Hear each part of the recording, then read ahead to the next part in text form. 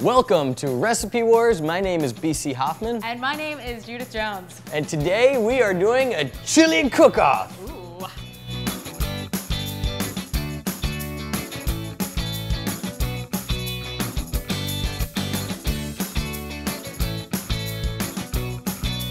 So today we're gonna go head to head, and I'm doing Emeril's Chuck Wagon chili.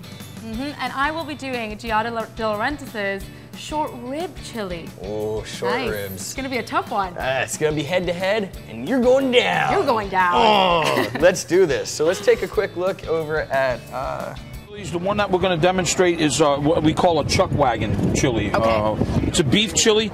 We're using chuck meat. What we want to do is season it with salt and pepper. While we're doing that, we're going to take a combination of spices, Elizabeth. Okay. We're going to take some bay leaves, and we're going to take chili powder. That's a lot of chili powder. Yep. Cumin seeds. I love okay. cumin. Cayenne pepper, cinnamon, and brown sugar. Yep. And brown sugar. And- so it's and sort this of spicy and sweet. It's spicy and sweet at the same time, but Okay. really good. So we're going to leave that for right now. Short rib chili with creamy corn polenta. Succulent meat with rich, smoky flavors. Served over polenta and topped with a sweet surprise. We're going to start with the New Mexico chilies. They're also known as Anaheim chilies, and they're dried. We've got our ancho chilies, which are also known as dried poblanos. Let's flip our short ribs. Ooh, yeah. So you're using short ribs and I'm using beef chuck, and on the beef carcass there's actually 13 sets of ribs that they actually have. So 1 through 5 is the chuck itself, 6 through 12 is the actual rib, and 13 is the loin. So you actually have more of the pricier meat, whereas I'm using the cheaper cut. So let's get this recipe war head to head started. Yes, let's. Okay, well, Giada starts her recipe off with her chilies, of course. And right here, I have two types of chilies. We have Anaheim or New Mexico chilies, which are kind of mild in flavor, named Anaheim because Ortega brought them to Anaheim in the 40s, brought the seeds there. So these are lovely to have in the chili. And also we have some poblano peppers, or ancho chiles, as they're called when they're dried. So what we're gonna do is just take a couple, and we can either snap them with our hands, which works just fine. And what we wanna do with the chilies is tenderize them and get them nice and soft before we blend them. Now another thing is, if you don't want it to be too spicy, definitely take out the seeds before you actually put them in your pan, because the seeds are gonna add bitterness and spice. That's right, the seeds have the spice. So, in with the chilies goes 1.5 cups of water. And we're gonna bring that up to a high heat until it boils. And then once it boils, we're gonna turn it down, let it simmer covered for about 5 to 6 minutes until it gets nice and tender. So while you're doing that, I actually just started getting my pot nice and hot. And I have a big pot right here, because what I'm gonna be doing is I'm gonna be putting in my oil. I've got 2 tablespoons of vegetable oil right there. And then I've got my chuck. So I've got 3 pounds of beef chuck right here. It's cut into smaller cubes. Now, the size of cube is really how big you want it. And I'm just gonna go, I have nice bite-sized pieces. Now realize this is gonna be tenderized, so it's gonna be nice and soft when you're chewing on it, so it really doesn't matter how big, but you know, the smaller the cut, the easier to swallow, so to speak. And all we're gonna do is we're just gonna let this brown. So we're gonna set our chilies to the side and let them soak until they get nice and tender. And then we're gonna start with our meat. So in a large pot, we're gonna add the oil. Get it to a medium-high heat and get that oil hot. And then we're gonna take our short ribs. So I've just laid them here on a baking tray with aluminum foil, or aluminum foil, as the Americans call it. And we've laid them, we've put salt and pepper on them, and we are just going to put them in our pot in batches. And what we wanna do is brown them on all sides. We don't wanna cook them through, that's not the idea, just to get them a nice brown color, so. While you're doing that, I'm actually gonna throw in my spices to my meat, which has been browning. You got 3 tablespoons chili powder. I've got 1 tablespoon of cumin, 3/4 cinnamon, 1/4 cayenne. I've got 1.5 of Southwest seasoning, and I've got a little paprika and 1 bay leaf, all going in that pot right there. Boom, get it all in there. Or as Emeril would say, fitting, bam! My meat's brown. I'm gonna take my onions now. I've got 3 cups of onions. I've got them nice and chopped up, and they're going right in there. And you're just gonna keep that in there and mix it all together, and you're gonna want it to just get the onions nice and soft. Basically sweat the onions, essentially. And that's gonna take about 8 minutes or so. And I'm working in batches, so I've got my first batch in there, getting browned, and once they're brown, we'll take them out and we'll do the next batch.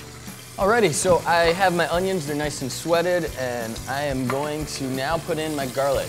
So I'm gonna throw in my 2 tablespoons of garlic that I have chopped. And you just wanna put that in until it's nice and fragrant. So as soon as you smell that garlic, about 30 seconds, it's ready to go. My short ribs are nicely brown now, so I am gonna add into this flavorful oil the red onion and the garlic as well. So let them get translucent soft for about 5 minutes. So while that's going on, I've got me some burr. That's right. So you can use burr, it's cold outside. So I kind of like this addition of beer in your chili. now the beautiful thing is it calls for 2 bottles, but it really doesn't need 2 bottles. I'd say it needs about 1.5 bottles, so that other half bottle is just a little nice imbibement right there in my belly. Yeah. So you're gonna throw this in, and it's basically, you're just gonna put it in, and as soon as that foam subsides, which is gonna take about a minute or so, you're going to be able to put the rest of the ingredients in. You can use light beer or dark beer. This recipe specifically called for a dark beer. Light beer doesn't really have that much flavor, and a darker beer is great. However, it can also come across as bitter if it's cooked too long.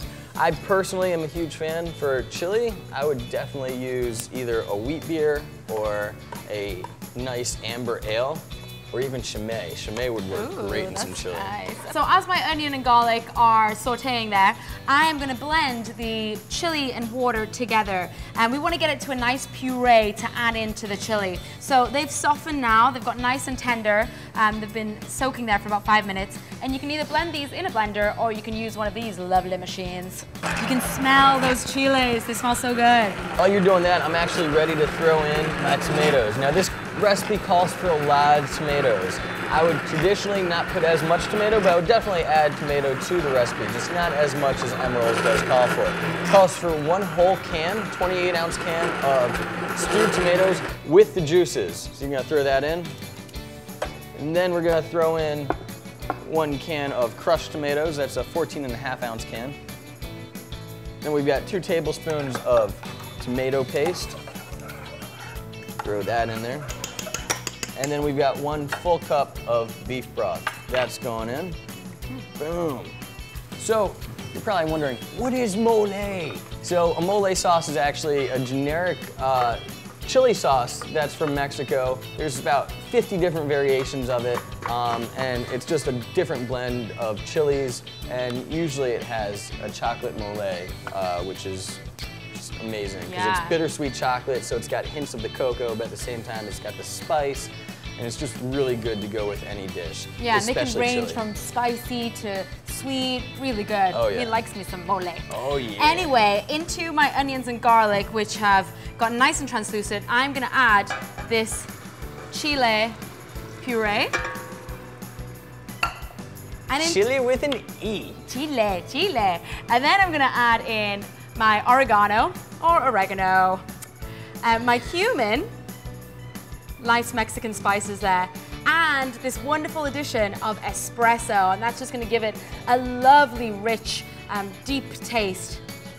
And again, we were just talking about how mole has a bunch of different variations. That right there is also gonna make it really come out in flavor. Yeah, it is. And then to that, let's just give that a stir. And then we're gonna add some agave to the pot, and that's gonna bring out the sweetness and a really nice contrast against the bitterness of the coffee and the chocolate. Now, agave is just a sweetener that is extracted from the agave plant in Mexico. So really nice, very sweet, so you don't need too much of it. So in goes the agave, and then in goes our beef broth. Where are you? There you are. So all that goes into the pot.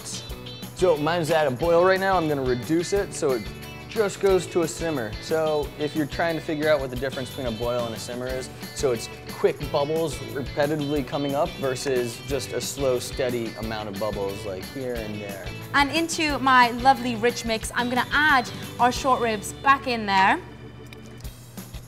We want to get that to a simmer.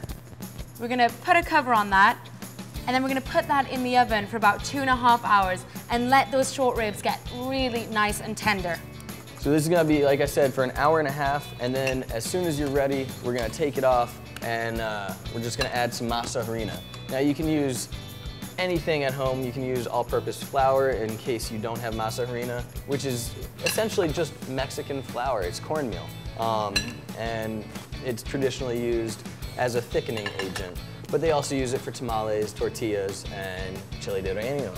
Yeah, so that is going to go into the oven now at 325 for 2.5 hours. All right, well, my short ribs have been in the oven braising for about 2.5 hours. They are nice and succulent and tender. Ooh, that looks good and smells amazing. That waft of the chili is very nice. So what we're going to do now is take out the short ribs and put them on a chopping board or a baking tray. And we just want to cut up those nice pieces of tender meat and take them off the bone and take the membranes from them. So let's get a sharp knife. And if it's too hot, you can use your tongs to help. So we're just going to take the membrane and the bone off the meat, and we're going to cut it, there's some membrane there, there we go, into little pieces. And that's going to make a really great meat for our chili sauce. Another real good trick is just to take a fork and kind of just shred it right off there. Shred it there, yeah. That's what I like to do, and you can just kind of see it just falls right off and just tears right apart when you're shredding it with the fork. That's what I like to do at home when I make my short ribs. Actually, and I only did that so I could try it, really. I bet you did. You know I might win this one. Yeah. All right, so we're gonna do that with the remainder of the short ribs. While you're doing that, I'm actually going to take my chili. The one thing that I have to do before it's completely done is I want to take off any excess fat, so I want to skim the fat. Now there's two ways you can do it. One is just ladling the fat and taking any excess fat that you see. And basically the excess fat is going to just look like oil on the top of your chili. And you want to just skim that right off. You can use a ladle, you can use a spoon, or you can even use a piece of bread just to sop it up. And then what I'm going to do is I'm going to take my masa harina, and I'm just going to throw that in. And that, again, is your Mexican cornmeal. And that's going to be your thickening agent right there. Mix that all around. What I really like to do, I love serving my chili right over macaroni and cheese. It's a great accompaniment. And Giada serves hers over polenta, which I think is a great accompaniment. If you have any excess chili and you're like, well, what should I do with the rest of my chili? Well, there's a bunch of different things. One, you can use it for tacos, you can use it for enchiladas, you can use it for omelets the next morning. So don't worry if you have leftover chili, because chili is a necessity to have in the household. I like it cold. Cold in the morning. For breakfast. Like my Chinese food and my pizza. All right, so we've shredded our short rib. We've taken the fat away, taken the bones away. And what we want to do is put that back into our lovely juicy pan with all those lovely spices and juices from the garlic and onion. Really nice. Now make sure you season your chili, salt and pepper. Enough of that on there. I'm going to add this little bit of chile and adobo sauce just to give it that extra little kick. We want some spice up in here. Spicy. And I have drained some black beans, and that's gonna give it some nice body and texture in the chili. So in that goes too. And if you want a more saucy version of your chili, by all means, you can keep the liquid that the black beans were in. So I'm actually ready to serve mine. So I'm just gonna give it a quick stir and put it right up in that bowl. Got that right there. Wow. And then I'm just gonna add a little cilantro to it. And I'm just gonna kind of pick it right apart right there. Throw it right on top. And another, I mean, the beautiful thing about chili is the fact that you can literally use any garnish you want. You know, whatever you want. You can use bacon, you can use truffles, you can use eggs, you can use cheese, you can use cilantro, you can use parsley. The list is endless. Jalapeno. It really is up to you. I mean, the way you want to flavor it, I like taking cotija cheese, cilantro, jalapeno, and avocado. and bacon, of course.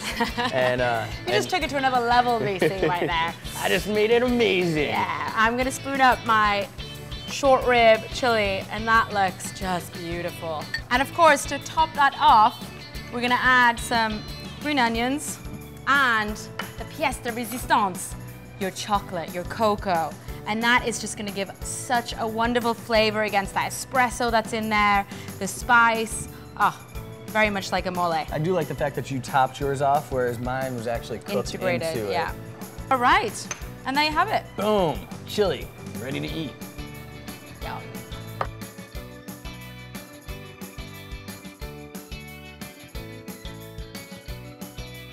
So we just plated our chili, cleaned up the kitchen, and garnished our chili, and now we're about to find out who, in this recipe war head-to-head battle, is the winner. You can start with Giada, of course. Yeah. And I have a nice block of bittersweet dark chocolate to put on top of there. So we're just gonna flick, oh, look at that. I mean, I could just eat this itself, but I won't. Let's try it. Let's do it. Go for it. Alrighty. Oh, God, I love short ribs. Oh my God, me too.